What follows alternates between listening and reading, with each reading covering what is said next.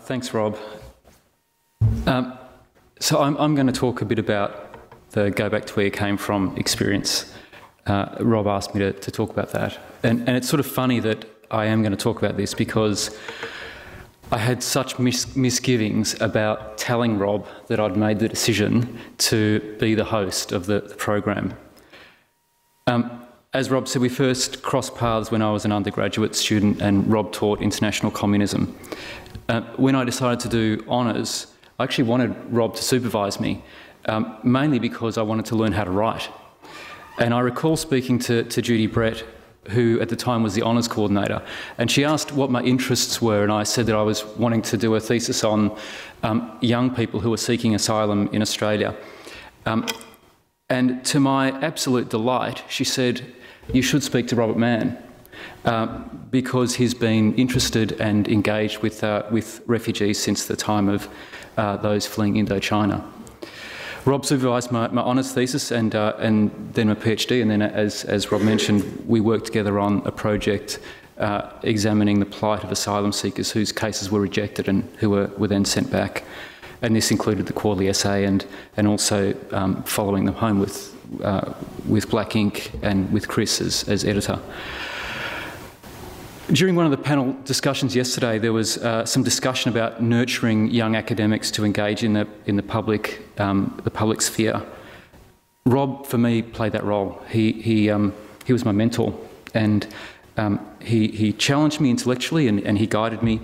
And I was also drawn to Rob's commitment to what Bill Maley spoke about yesterday, is the empathy for the victim, empathy that Rob, I think, has expressed so powerfully and eloquently in his written work. And then I was also engaged, of course, to his engagement in public discourse, to the public sphere. So I was nervous about telling my mentor about agreeing to play a part and actually to give some credibility to what may well have been a frivolous reality television program about an issue we've both worked in for a long time.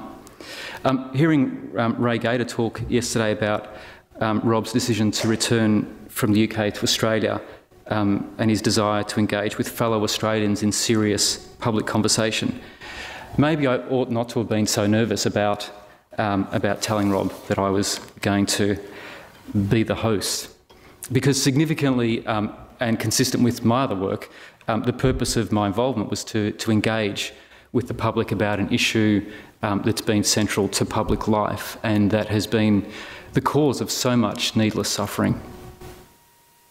So I want today to talk about my go-back experience and what it might say about Australians and our attitudes towards asylum seekers.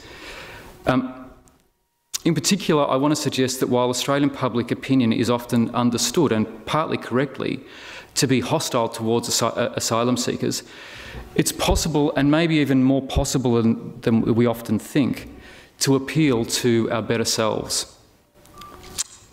It's easy and, I think, common for people on both the left and the right to think that Australians' attitudes towards asylum seekers are, by and large, hostile and will always be that way. And I want to suggest that Go Back points to both that and also for reason for hope. Firstly, I'll say a few things about public opinion, because I think, of course, opinions, whether they're public or private, are always complex. They reflect something of our values and experiences. It's even possible to hold opinions about things that are in conflict with other parts of our lives and other systems of belief that we hold dearly. And when we speak of public opinion, we're talking about something that's a construction, it's an artefact. You know, what is public? What constitutes it? How does it relate to history and to politics? How might we determine the opinion of such an amorphous thing as the public? Now, even if we can somehow define what we mean when we refer to public opinion, how do we effectively measure it? And when I look at the sorts of questions that pollsters ask, including pollsters with some credibility, I'm often amazed at how the questions are framed, at how loaded they are with the sort of insidious messages that are pervasive in public discourse around this issue. So while I think there's reason to doubt the particulars about opinion polls and data, I think there are some things that can be said about what Australians think about asylum seekers and refugees. The first is that a large section of the community is generally very confused. According to Andrew Marcus at Monash University, that's about 20% of the population. And even those who fall outside of this group of the confused might still be ignorant, even if they're confident. So, for example, when, as part of Marcus's research, respondents were asked what percentage of people settling in Australia permanently came here by boat, only 23% gave the correct range.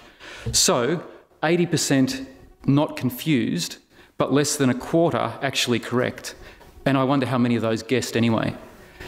That's a lot of people who are at the same time certain and wrong. The other thing to say about public opinion regarding asylum seekers and refugees is that it's deeply divided. It's divided. It's divided into different groups or segments.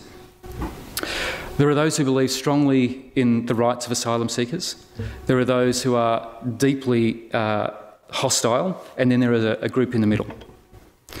It's difficult to work out the proportions of each of these groups. According to Marcus, about 20% of the population is supportive of asylum seekers' rights, about 40% is hostile, and about 40% sit in the middle. Now, other research suggests that the sympathetic group down this end might be slightly larger, maybe getting closer to 30%. Now, depending on what you think about Australia's obligations towards asylum seekers, this 20, 40, 40 segmentation is a pretty bleak assessment of public opinion. It wouldn't take much, the political manipulation of fear, for example, to shift enough of the middle 40% to make hostility the majority view. So where does go back to where you came from fit into all of this? For those of you who don't know what I'm talking about when I talk about go back to where you came from, it was a series in which we took, we actually have had two series, but I want to talk mostly about the first series. It was a series in which we took 6 Australians on a refugee journey and filmed their responses. The participants spent time with refugee families in Australia and then followed those families' journey in reverse back to the countries from whence they came. Now, in the first series, which took regular Australians, people stayed with a group with 2 groups of refugees in Sydney, and then they went to Malaysia, and then split up, one group going to Jordan and Iraq, and then the other to Kenya and the Democratic Republic of Congo. Now, of the 6 participants, only one, a woman named Glennie, was in that 20 to 30% of the population that's supportive of the rights of asylum seekers. All the others were unsympathetic, to put it mildly.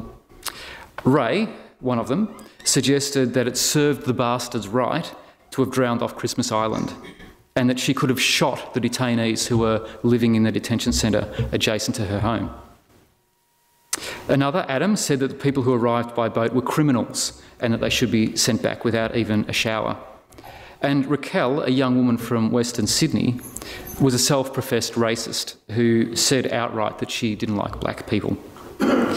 So 5 of the 6 participants would fit not into this middle segment, the middle uncommitted segment, but they were at this extreme 40% end. Indeed, they were cast on the show precisely because of their extreme hardline attitudes.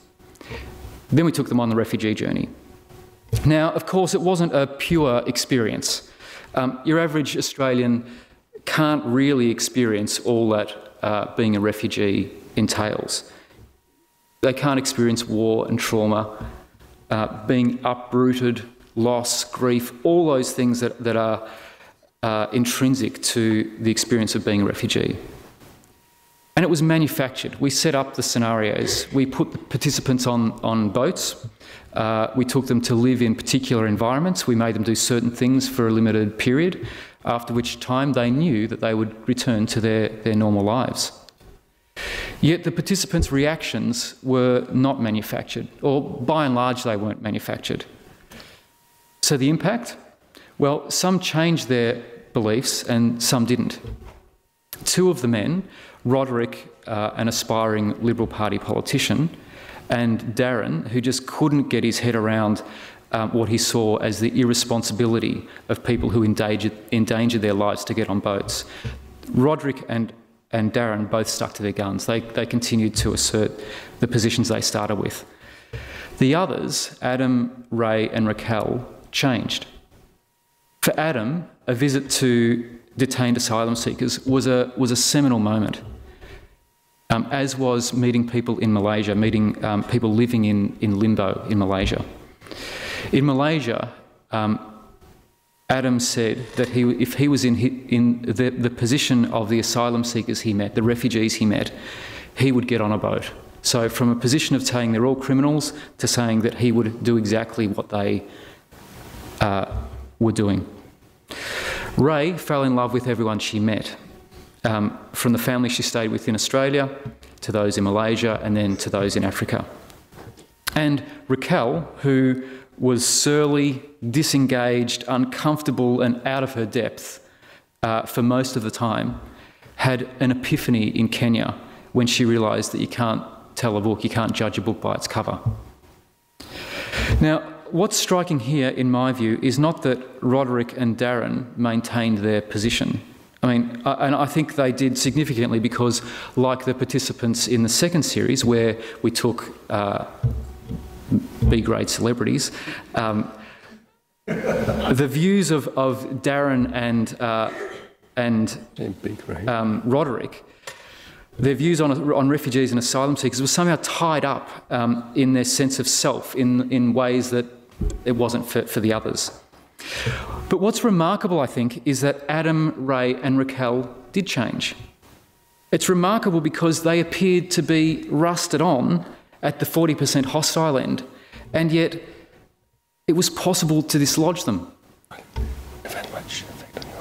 Now, if we extrapolate from that, and I know this is so unscientific, if we extrapolate from that, then at least some of the 40% down at this end who have deeply antagonistic views towards asylum seekers, as distinct from the middle group, who are by definition more open, then at least some of those people might be able to be dislodged. They might shift.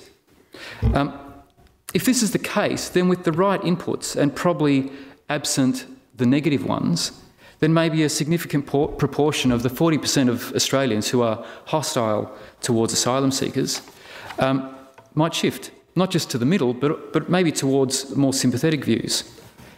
And perhaps they might be joined by some of the folks in the middle as well. Now, why the change? What might the right inputs be? I think in large part it was because, go back, the experience humanised asylum seekers and refugees, and also because it challenged some of the common misconceptions and the ignorance of the participants. Now, I don't want to suggest that that this is all fantastic and all life-changing and it's all grand. For example, Ray developed empathy for some refugees, but she maintained her dichotomy between the undeserving, that is, those who get on boats, and the deserving, those who are in refugee camps, in Africa in particular. And I don't imagine that Raquel has been able to hold on to easily her new anti-racist beliefs if she just slots back into the cultural context where racism is just standard, that's the norm. But there were real shifts and potential for more, given the right support and leadership and frameworks to help understand the issues and the experiences. Now, I know that I'm risking sounding like I'm being overly optimistic and unrealistic, and that I'm heavily invested in this program that I was a part of. Not every Australian who sits at the extreme 40% will have the opportunity to have a first-hand refugee-like experience. Ray, for example, clearly needed to meet refugees. She needed to break bread with them, to engage with them, to experience their humanity firsthand. It's as if she didn't have the imagination to do that. She needed to physically do it. Now, not every Australian can do this. But it wasn't just the 6 participants who were affected. The viewers of the program were too. There was a sort of vicarious humanising. And the show did challenge a number of preconceptions even for the viewers. Now, I know that there was a significant number of the 20 to 30%ers down here in the SBS audience. But comments on the SBS website indicate at least some of the viewers were not the already converted. Some in the audience were challenged by the show and changed their views. According to SBS commissioned research regarding Series 2, I haven't seen research of the same regarding Series 1, but regarding Series 2, 15% of those asked had changed their views as a result of the show. Now, in the context of the 20-40-40 segmentation of Australian public opinion, to have a 15% shift, I think is pretty significant. Now, another criticism of my optimism is that a show like Go Back cannot compete in a cultural context in which political leaders and the more popular sections of the media regularly portray contrary views, the sort of negative inputs. Not only were Ray, Raquel and Adam immersed in a refugee world, they were removed from the dominant discourse in Australia that constructs asylum seekers as queue jumpers who steal the places of the most vulnerable. No matter how much vicarious humanising goes on, no matter how much deconstruction of the myths that a show like Go Back can do, most Australians can't remove themselves from that dominant discourse. Now, I'm going to concede that case. I think that's a compelling argument. Although I do think that the viewer's response and the change in attitude blunts that argument a little bit at least. But even then, I'm not really arguing for a particular strategy for shifting public opinion, although I think that Go Back does point to some of what's necessary. What I'm arguing for, I think, is for the potential for people with what we might think are the most vile opinions to shift. I'm arguing for seeing the humanity even in those who might deny the humanity of others. Even if her capacity to engage in conversations of seriousness of the sort that Rob has been engaged in is limited, I'm arguing for us not to write off Raquel and Ray. That it might be possible, even if using a compromised and sometimes crass medium, it's possible to begin to include even these people in serious public discussion. Thanks.